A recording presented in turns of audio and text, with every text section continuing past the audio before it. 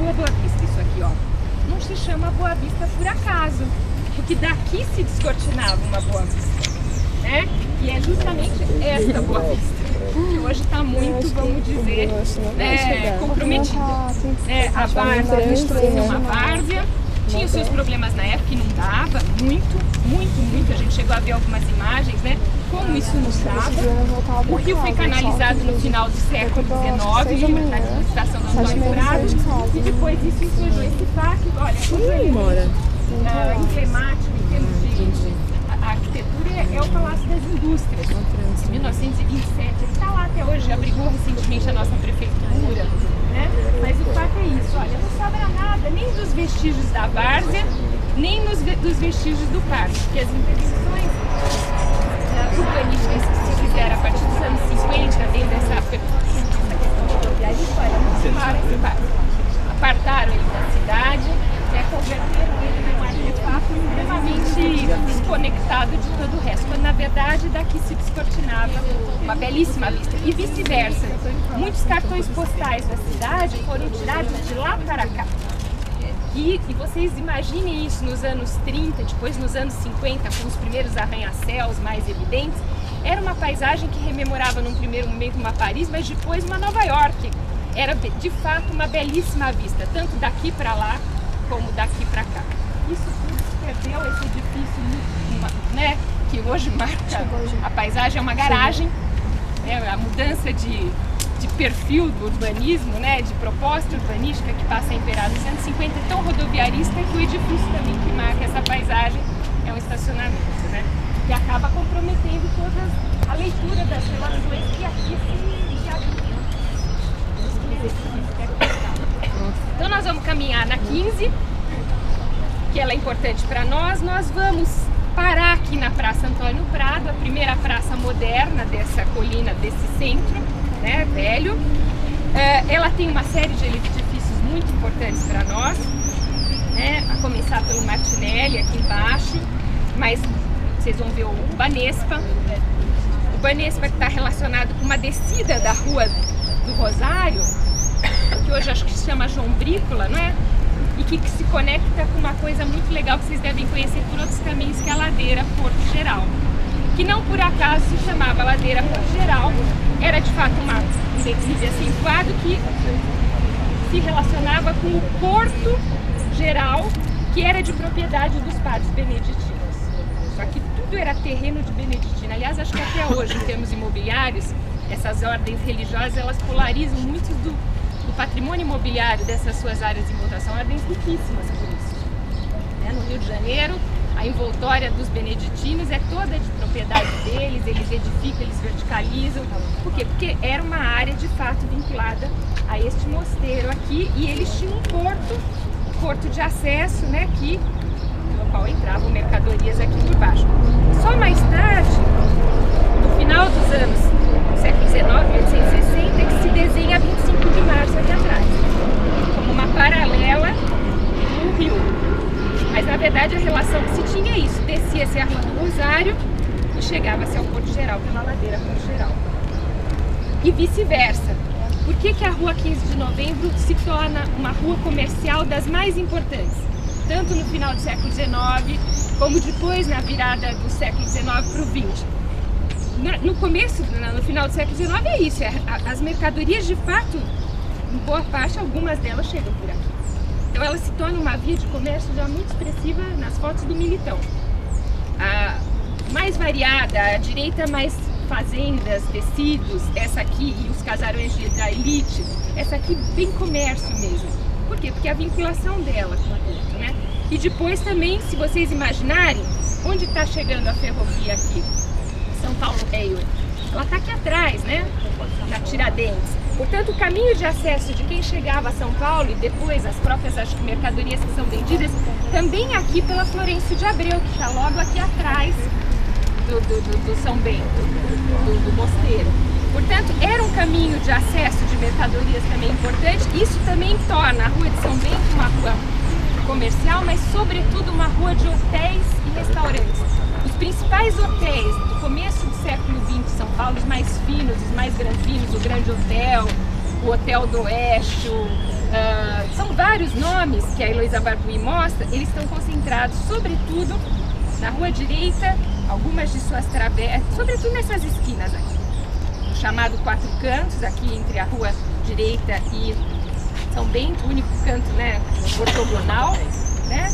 E nessas várias esquinas aqui, sobretudo no acesso do Lago de São Bento, a rua de São Bento, havia 3, cada um nesse aqui e aqui.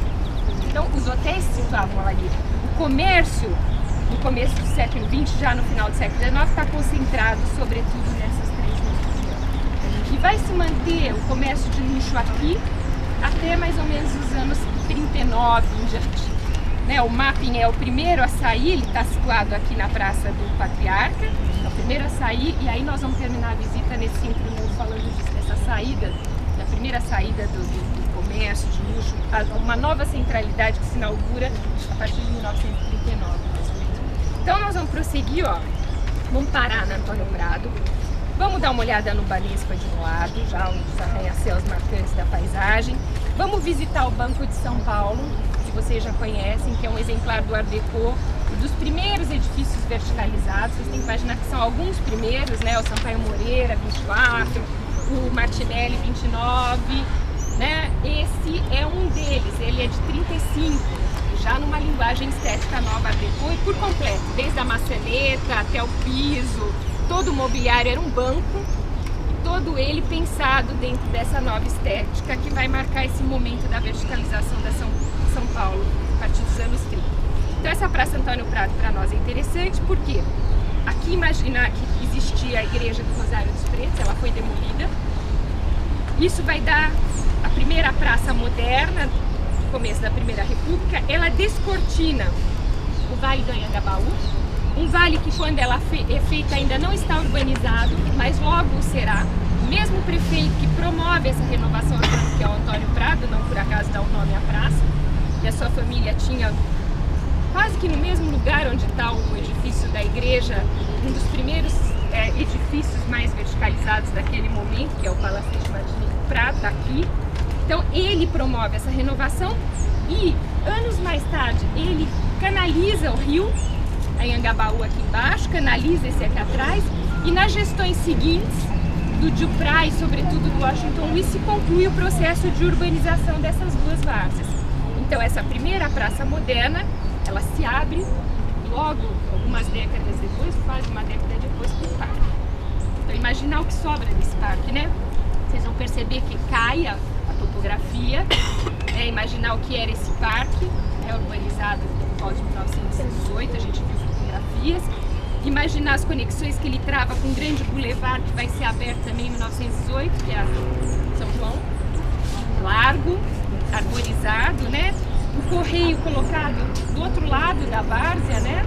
Então aqui nós vamos descortinar um universo também já muito alterado, porque esse parque, pelo que a gente vai ver de vários ângulos, ele foi um parque, depois ele deixou de ser um parque para ser mutilado por uma grande avenida, depois essa avenida vai ser enterrada e ele volta a ter algumas áreas de plataforma onde é refeito um parque pelo Wilhelm, a Rosa Clias, e hoje vocês vão ver isso muito fragmentado nessa paisagem, os edifícios arranha-céus que se colocaram aqui nessa baixada, que também impedem essa visão de conjunto que se travava, né? Porque você imagina que um gabarito mais baixo não tinha a visão completa desse parque, né? Vamos seguir aqui, não sei se vamos voltar para cá ou pela Rita Barbaral, vamos cair aqui no Lago de São Bento para olhar o viaduto de Santa Ifigênia, né? Que também travava uma relação legal com uma outra extremidade da cidade, que era a segunda freguesia mais populosa, fora essa daqui, que era da Santa Ifigênia. Então nós vamos ver a relação que se travava isso com esse eixo da freguesia.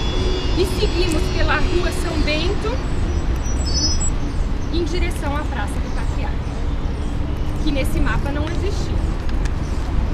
Então ela implicou no que? Vocês vão ver claramente a igrejinha de Santo Antônio, que sempre esteve lá, ela implicou na demolição desse quarteirão aqui, né? A construção de alguns edifícios interessantes. Aqui havia um casarão importante, que depois vai se tornar a sede do MAP, até de 1919 a 1939, a primeira loja de departamentos à maneira europeia, né, tipo Harrods, como eu falei para aqui. Hoje não tem mais nada disso, hoje tem um prédio do Unibanco aqui. Esse conjunto de edifícios dessa lateral também é muito legal, da família Álvares Penteado, pertence hoje à FAAP. Os estudantes, os artistas estrangeiros da FAAP se hospedam com bolsas de estudos por um ano nesse conjunto de edifícios, que é muito bonito, onde na parte inferior tem até uma livraria Martins Fontes. Ou seja, como é que essa Praça do Patriarca se desenha com o plano do Bovari e logo também vai se reescrever e se verticalizar, e relações a gente tem dos seus vários tempos. Aparece do período colonial a Igrejinha de Santo Antônio, aparece dessa Primeira República esse conjunto de edifícios da família Álvares Penteado, e aí a Casa Pretã aqui na esquina, que era edifício